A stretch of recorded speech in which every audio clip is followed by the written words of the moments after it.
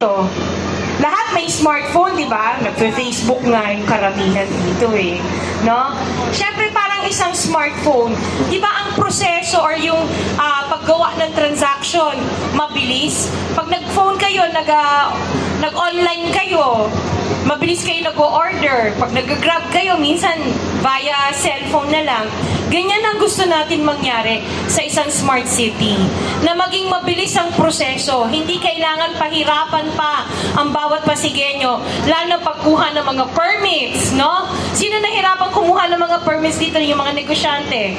No? Ang hirap kumuha ng permits. At least kung online siya, ma-avoid din na may mga under the table na binabayaran para mas mabilis ang proseso, no?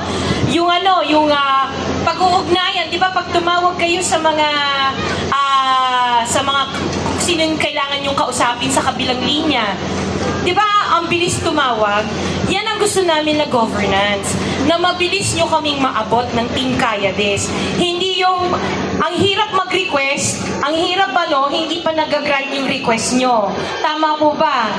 May mga HOA dito